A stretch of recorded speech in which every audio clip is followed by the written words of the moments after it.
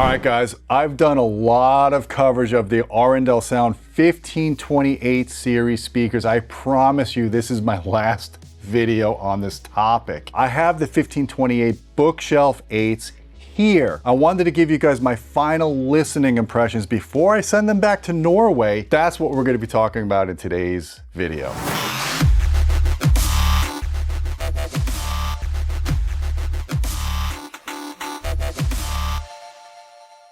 Hey folks, I'm Jhené with Audioholics.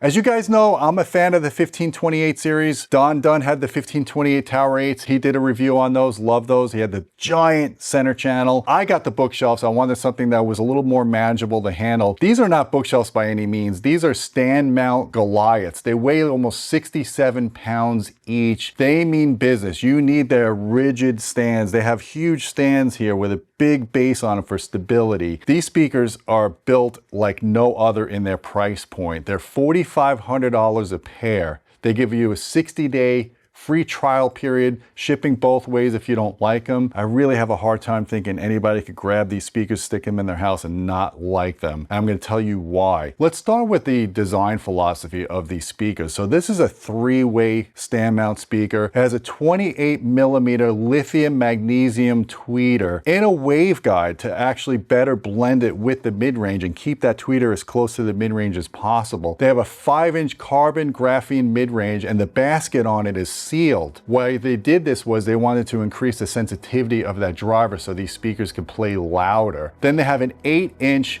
aluminum cone driver with a prism shape on it for rigidity. It's a long throw driver. This is really serious heavy duty drivers.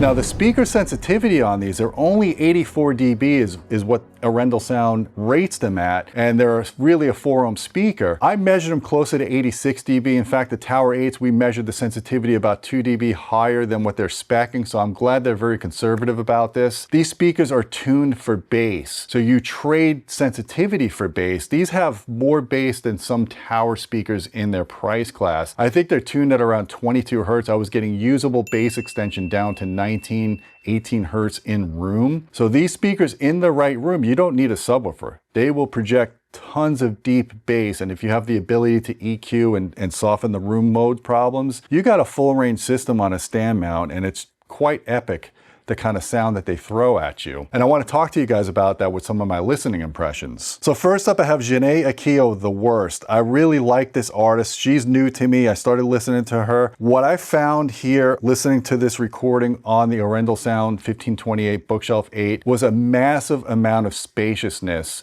The stuff I was hearing from the sidewalls in this recording, actually in some aspects, I heard things in this recording I didn't even hear from my own reference speakers. And I think part of that was I had them better positioned a little bit more forward into the room, and I was just getting some incredible sidewall symmetry coupling back to the listening area. The vocals were so dead center, so realistic. In fact, the vocals sounded very similar to my own reference speakers, which shocked me. There was only a couple of scenes where I felt like the scale of sound wasn't as big as what I hear in my reference speakers, which is understandable considering they're much larger. Part of that was in this room I have speaker boundary interference issues because the speaker is about 6 feet from the front wall. So there's a suck out in the 30 to 45, 50 150 hertz range that was very prevalent in recordings that emphasized those tones. But these speakers did a great job of producing full range sound. I had them cranked up on this Denon PMA A110 integrated amplifier. It had no problem driving these speakers because this amplifier actually doubles down with having load impedance, and you need a good high current amplifier to drive these to their full potential. I would recommend at least 200 watts a channel at 4 ohms, even more, especially for the tower speakers. But there was so much dynamic from these speakers. You wouldn't think it from a low sensitivity speaker. Most low sensitivity speakers tend to not play that loud, but they so over designed the drivers. If you look at the mid-range, the magnet structure on the mid-range is as big or bigger than the cone itself. The tweeter is just epic. The tweeter and the waveguide, the detail I was hearing out of these tweeters is AMT-like. Definitely one of the best dome tweeters I've ever heard. And the presentation was neutral. It wasn't like over bright or over shouty. She just sounded wonderful on this recording. I really enjoyed listening to it. I brought in my wife and she could not believe the details she was hearing. She thought, again, I had surround sound on when it was only 2 speakers. So next up, I threw on one of my favorite artists of all time, Phil Collins, I Don't Care Anymore. They remastered this in 2007. It sounds great on digital now. This is a recording you have to listen to, especially if you're a Phil Collins fan. What I loved about the presentation that the 1528s gave me, you could hear the little rat-a-tat-tat of the grace notes that Phil Collins used on the drums. It just sounded so incredible to hear every little detail. In fact, it gives you appreciation for how he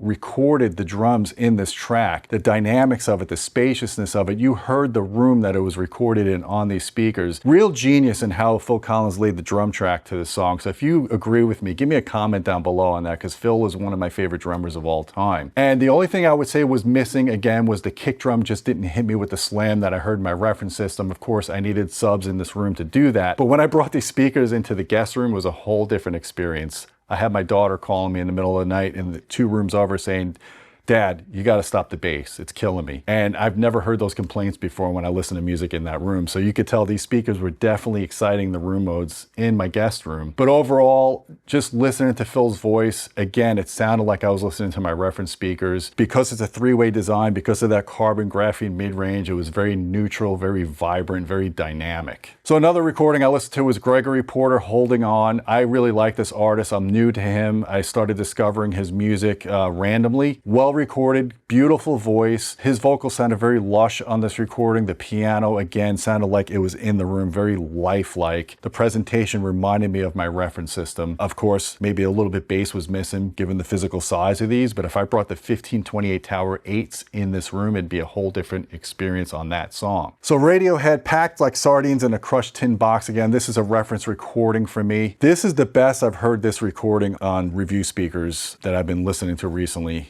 There was so much detail in this recording. Every little cricket sound in the middle, the steel drums, the vocals were so precise on these speakers, so neutral. Again, I really enjoyed it. There was so much chaos going on in this recording, and the fact that the Arendal's 1528s were able to separate that chaos, you were able to hear all the details in it, was something I really appreciated, and again, felt like I was listening to surround sound from 2 speakers. Peter Cincotti Sway is another great demo track for you guys to check out, especially if you like Harry Connick, kind of Frank Sinatra style music. His voice sounded great on this. The only negative I heard was when he would say weak towards the end of the song. I felt like it was a little bit more shouty than what I heard on the Bowers & Wilkins 805 D4 signatures or even my own reference system. But other than that, it wasn't something that was overly annoying. I felt like the vocal presentations were very similar to my reference system. So just listening to the percussive effects like the rim shots, they came in so clean and crisp and detailed. It was something I really appreciated on these speakers. Overall, the scale of sound of these speakers is much larger than you would expect for its footprint. It's not quite to the level of what you get in my, obviously my reference system, but I did get a chance to hear the 1528 Tower 8s in multiple rooms, and that speaker is just epic in its presentation. In fact, I'm going to tell you guys, I'm probably going to get hate for this, but I'm going to say at the $4,500 per pair price point,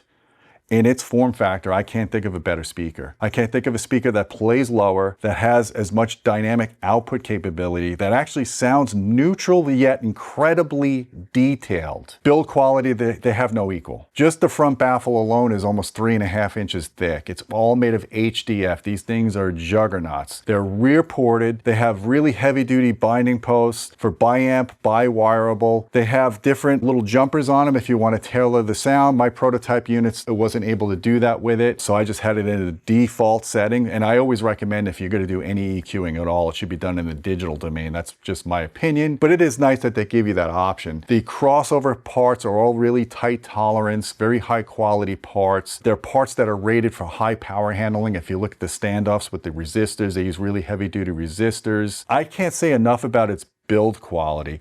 The downside is it's an industrial look. You either love or hate it. Personally, I think it's a very masculine look. I like it. I've heard other people say, nah, that's not for me. It's too boxy. It's understandable. It's a subjective thing that you have to decide whether or not it's for you. I also think the stands are a little too short. I think they should have had an adjustability on the stand. I think the stand works better for the Monitor 8, which gives you an extra 8-inch woofer and brings the speaker up a little taller. The stand, because these speakers are so substantial, the stand actually it takes up a bigger footprint than most tower speakers. So you have to be prepared for that. This is not a small speaker. When you get their stands on this speaker, it takes up substantial space in your room. But if you can get over these issues and you can handle the weight, you can handle the size, you're going to be pleasantly surprised with these speakers. I can't imagine anyone not sitting here and just thoroughly enjoying the experience that these speakers will give you and the value that they give you. These are really, truly high value, high-end speakers, so don't be fooled by their $4,500 per pair price. They actually perform at a much higher level than their asking price. And like I said, I've had the Bowers & Wilkins 805 D4 signatures in for comparison that were 3 times the price. Different presentation, different style of speaker, but I'm telling you guys, these speakers I could not stop listening to because I just felt intoxicated by the experience. The other downside is because they're a low impedance, low sensitivity speaker,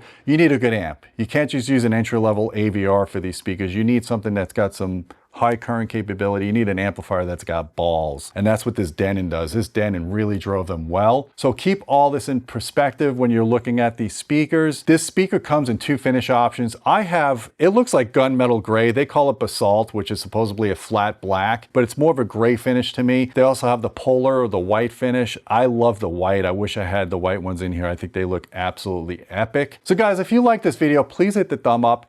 Hit subscribe. We do have affiliate links below. We appreciate your support if you're on the market for the 1528s. Give me comments down below if you own these speakers, if you've had similar experiences. Don't forget about our Patreon channel at patreon.com/audioholics. We appreciate your support. You get direct access to me if you want to suggest video topics. And until next time, my friends, keep listening.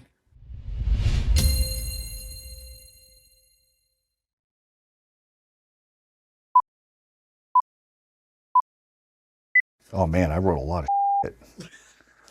You can put that in the B-roll. The little rim shots from the drums were really fully fleshed out on these speakers. The piano sounded incredibly natural and very vibrant and dynamic.